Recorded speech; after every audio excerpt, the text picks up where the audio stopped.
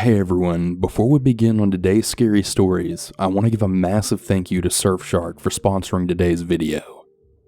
Surfshark is a VPN which, if you're in 2021 and you still don't know what that is, don't worry, I got you covered. A VPN is a virtual private network and is essentially the best way to retain total privacy and anonymity on the internet. Surfshark protects your activity on the internet, it keeps your IP address from being leaked, and your personal data from being exposed. Plus, you can also use Surfshark to change your virtual location and gain access to blocked websites and content that you typically would never be able to see. Surfshark goes above and beyond for what you can do with a typical VPN, as you can use it on as many devices as you want with just one single subscription. They also offer a feature called Clean Web, which lets you surf the web without all those annoying ads, phishing attempts, malware, or even trackers. It's the easiest way to stay safe online. Another feature that I am personally enjoying is being able to keep all my crypto safe and secure, which, if you're aware of the latest Dogecoin trend, this is pretty much perfect for that. All that being said, you can use my exclusive code Cannibal to get 83% off plus 3 extra months for free. Surfshark offers a 30-day money-back guarantee, so there's absolutely no risk with trying it out. The link will be at the top of the description down below.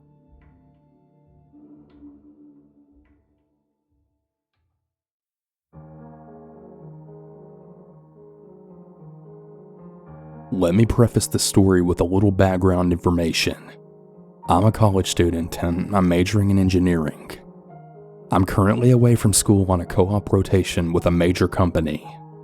My company is headquartered in a larger city, and I'm working in a smaller site just north of HQ. I live in a small township in the suburbs, a gated apartment complex in a very nice area with very low crime rates. Now, I regularly go on jogs with my music on full blast and my dog right at my side. We walk around at night. It's by all accounts a very safe place to live, and I felt very safe here. That is, until today. I woke up and got ready for work like normal. When I got in my car, not only was it basically frozen over, but I noticed that I was low on gas. I decided not to risk it and fill up before work. Once my front and back windows defrosted just enough for me to see, I drove a block down the road to my usual fill-up spot. It has lots of pumps and it usually isn't even packed, and it's also super close to my apartment. They also have usually lower prices than any of the other gas stations in the area. I pull into the parking lot and there isn't another car anywhere, save for a semi-truck parked by the doors and all the employee cars around the side. All the pumps are open. I pull up to the farthest right pump and hop out of the car. As I'm swiping my card and doing all that fun stuff, another car then pulls up. I didn't get a real good look at it honestly, but it wasn't shiny or new. I barely paid any attention until the car stopped at the pump on the other side of my own. So, you know how pumps are double-sided? Of all the open pumps, the driver chose the one connected to the one that I was currently using. So yeah, not exactly perfect pandemic manners. Still, I didn't really think too much of it, at least not initially. I could hear the other drivers swiping their card and entering their PIN number. I was freezing cold and just trying to hurry. I turned around and put the nozzle in the car, and I just stood there for a minute. Very foolishly, I decided to keep my back turned. I didn't want to have any contact with that person, so I just tried to pretend that nobody was there. Once I filled up, I removed the nozzle and then turned around, still keeping to myself and not even lifting my eyes. I finished the transaction and got my receipt. While it was printing, I looked up casually. I almost fell flat on the pavement when I saw a man peering around the corner of the pump just staring at me. You know how sometimes people describe creepy people as having an inhuman quality? Well, I never really understood that until today. The way this man looked at me sent a shiver down my spine. His eyes were just really cold and unyielding. He wasn't blinking or moving, but his gaze was growing even more intense. There was something animalistic in the way he stared at me. I felt like a deer being watched by a mountain lion. The hairs on the back of my neck stood. My instincts were screaming at me to run. This all took place in the span of just a couple seconds, but it felt like a lifetime. I very quickly opened my car door. When I did so, the man moved his head, tilting it to the side to peer into my car. I didn't really consider it at the time, but I think he might have been looking to see if I was alone. I intentionally blocked the view of the inside of my car with my body and then closed the door very quickly. I then locked it immediately. So, you know how earlier I mentioned that my car was nearly frozen over? Well, by now the front and back windows were entirely clear. The side windows, however, were almost still all icy. There was a single strip of clarity in the driver's side window, a result of me rolling the window down a few moments prior in an attempt to clear it off. As I hastily buckled my seatbelt, I ventured a glance to my left. The man was still there, still staring, but he had now inched closer. I could see more of his body now than before. He was tall with dark hair and a well-built frame. He was certainly much larger than me. He seemed a few years older than me. Had it not been for those eyes, I might have even said that he was attractive. But those eyes, they were just haunting. I decided to do the logical thing and get myself the hell out of there as fast as possible. I didn't want a chance him being able to follow me. Though my work has really great security, I didn't want him knowing where I worked. I don't really know if this man was just a creep or maybe something much darker, but I don't want to find out. Ever.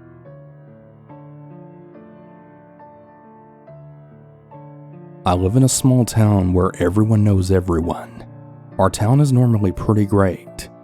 We throw community events, light up a town Christmas tree, and lots of other things. That being said, our town has a serious issue, and that's an old rundown building just outside of town that is absolutely crawling with tweakers, homeless drug addicts who constantly vandalize and steal from all of the hardworking locals. Right at around 11:30, I had pulled up to the only gas station in town that stays open late after a closing shift at work. I got out of my Jeep and I started heading into the store to prepay. I noticed a rusty old BMX bike leaned up against the side of the building, and I took a really deep breath, as that's usually the sign that someone sketchy was in there. I continued to walk in, and I was pleasantly surprised to find an empty store besides myself and the cashier. I figured maybe whoever owned the bike was just in the washroom, and if I was fast enough, I could pay and be back in my Jeep before they even came out.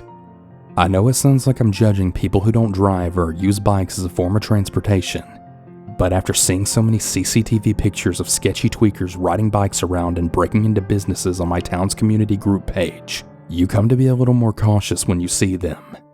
So anyway, I pay for my gas and I head out to my car. I didn't hear the bathroom door open, but I still found myself speed walking right to the pump so that I can just fill up and get the hell out of there. After all, it was late and dark, and I felt a heavy blanket of anxiety then cover me as I stood outside alone. I eventually got back to my car and I start to unscrew my gas cap. I have one of those caps that completely screws off, and I usually just set it right on my back bumper. As I went to set it down, I had caught a glimpse of a man leaning against the gas pump directly across from me. I felt my stomach drop as he wasn't wearing one of the gas station uniforms, and there was no other cars fueling up other than myself. I looked at him as I debated turning around to press the regular gas button. I didn't want to look away and give him the chance to approach me without being aware of it. I tried to put myself between the pump and my car, but the way I had parked made it kind of difficult to maneuver the nozzle the right way. My heart was beating, and all I could think about was what he could want or what he was doing. After what felt like years of contemplation, I turned around and almost slammed the button and started to pump the gas. I kept my eyes low as I tried to watch his movements, but there weren't any. He just stood stiff, tall, lanky, with his eyes cemented to me 5 feet apart. I had paid to fill my tank as I was on E, and the pumps are painfully slow, so I decided to slide between the pump and my car and just wait in there. I tried to look back without being too obvious, but by the time that I had adjusted enough to clearly see where he wasn't. I felt my heart then sink. He was gone. In those matter of seconds, he had seemingly vanished from his lurking point. Maybe he was just hiding behind the gas pump. Maybe he walked away into the surrounding darkness. I waited quietly, barely moving, until I then felt the click of the gas pump. I grabbed my cute pink Cabela's pocket knife and I did one last sweep to make sure I couldn't see him hiding somewhere. I got out and it was silent. I thought that he had lost interest, so I relaxed my shoulders, then putting my knife in my coat pocket. I grabbed the nozzle and I placed it back in the holster with my back to the pump where the guy had been. Struggling a bit to place it back in there properly, I finally turned around to grab my gas cap, screw it on, and dip the hell out of there. I spun around quickly, and there he was. Face to face with maybe 5 inches between us, stood the man who was leaning against the pump just 5 to 10 minutes before. His face was sunken in, and he had dark purple bags under his bloodshot, wide open eyes. His cheekbones looked like they were threatening to rip through his skin. I didn't know what to do. I stood there for a couple of seconds, dizzy, ready to throw up, scream, or pass out. Whichever came first. I was terrified. I wanted to grab the pocket knife, but I couldn't make myself move. He stared at me before opening his mouth wide, like as wide as he could, and without hesitation or breaking eye contact, he just started laughing. Not a normal funny joke kind of laugh, but like a stereotypical evil murderer laugh. I thought I was going to die. I thought that he was going to pull a knife or a gun, hell, maybe even strangle me. But he simply just turned on his heels and walked away, still laughing. I watched him walk about 500 feet away before I convinced my body to grab my gas cap and get the hell back in my car. I don't know what that man wanted, what he was on, or what he planned on doing, or why he didn't do anything. I don't know if he owned the bike or someone else left it there. But what I do know is that it is absolutely vital to be constantly aware of your surroundings. I'm really lucky that I only got laughed at instead of God knows what else.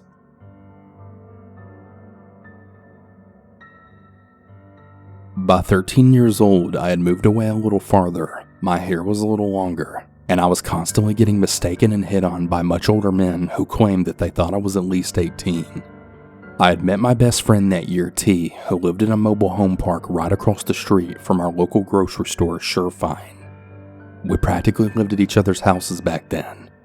We were inseparable. This one weekend in 6th grade was no different. Just for an idea, if your back is to the grocery store, there's a road directly in front of the parking lot to said grocery store, and directly in front and down the hill is the mobile home park. And just to the left of it, more up the hill towards the road, is a Sheetz gas station. T and I had been goofing around, watching some really embarrassing movies at our trailer that I won't mention, when we decided we wanted to take a break and take a walk outside and grab some energy drinks to keep us up all night. T's mom was really wonderful, and she completely trusted us. It was already dark out, but Sheetz was just up a hill. We didn't even have to cross a road to get there. BT's little sister, who was around 10 at the time, begged to come with us. So reluctantly, we agreed. We were being really loud and weird, as we always were with each other, sharing one inside joke after another, much to B's annoyance. The people in the neighboring mobile homes had shot us disapproving looks or would jeer at us as we walked by. We were just getting into the light of the Sheetz gas station when B became notably embarrassed by how we were acting. Now, I need you to understand how we were being. T was making really loud quotes from SpongeBob, as well as imitating their voices, while I was circling B as I squatted into a crab walk and then snapped my hands like claws. Yeah, no regrets. Anyway, a couple of the people at the pumps had turned and looked at us weird, but T and I brought the weird out of each other, and we were laughing so hard it just really didn't matter. B rushed in and away from us, while T and I calmed down a bit, and we entered the gas station. We had took our time picking out snacks and drinks with the generous $20 T's mom had given us. There was a few other people in the gas station, but T and I hardly paid attention. We had already been in there close to 10 minutes when I realized that B wasn't near us.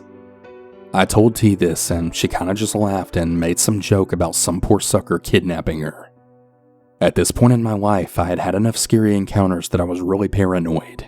So I handed T all of my stuff and I told her I was going to peek out to make sure she was standing on the sidewalk. When I at first didn't see her, my heart skipped a beat. But then at the end of the walkway, almost shadowed, I saw B standing there with her head down. I call over to her and she slowly approaches, now complaining that we're the worst. I roll my eyes at her and I tell her if she stays outside she's not going to get any candy, to which she then sulkily walks back in. She just hands T all the candy she wants and then she tells us she's going outside to wait. So, like the mother hen that I am, I tell her to stay by the door in the light. We're the third in line, but even looking out the big glass door, I don't see her again. T tells me not to worry about it and that her and B go up there all the time, but I'm still anxious. When I can finally put down our snacks and energy drinks right under the counter, I then tell T that I'm just going to peek out at B while she pays. Right as I open the door and the cold air hits me, I then see B standing only 10 feet away from the corner closer to the pumps than towards the mobile homes. She's now talking to someone in a lifted black truck with black tinted windows. I march right over and stand next to B, about to tell this black truck off, but when I appear, the window drops all the way down and I can see at least 4 grown men in the truck, all of them smiling very stupidly. I don't even say anything to them. I immediately look at B, grab her arm, and tell her that we really need to leave. B pulls away from me and she then snaps that I'm not the boss of her, that they were just asking for directions. I hear a laugh from in the truck and then the driver says to me, "Yeah, baby, we just wanted directions." T then walks out and was about to start joking around again when she fully takes in the situation. "Look, man, we don't know where anything is," I reply, trying to get B to step away from the truck again. "What do you guys want?" snaps T, and the men just laugh again. "Wow, so hostile. We just wanted directions to your bedrooms, ladies." And with all that, the men then roar with laughter. T and I just roll our eyes. At this point, I'm not scared, I just figured it's some really bored losers, and T thinks the same. "We're 13, you losers. Stop being chesters." In case you aren't familiar, that's the term we use for pedophiles. Chester the child molester. "No way. You beautiful ladies have to be older than that," calls another, but we're starting to walk away now. The truck slowly rolls forward and one of the back doors to the truck then opens. A man unsteady on his feet and seemingly drunk staggers out. We freeze and watch for a moment, but luckily his is the only door that opens. "Come on, we just want to have some fun," he then coos, motioning us towards him. "You guys like having fun, don't you? You didn't shut up when you got here. You had the entire parking lot looking at you, and now you don't want the attention? Nah, you're not shy." He takes another step forward. T looks at me, kinda makes a panic noise, then freaking grabs one of the energy drinks and chucks it at him.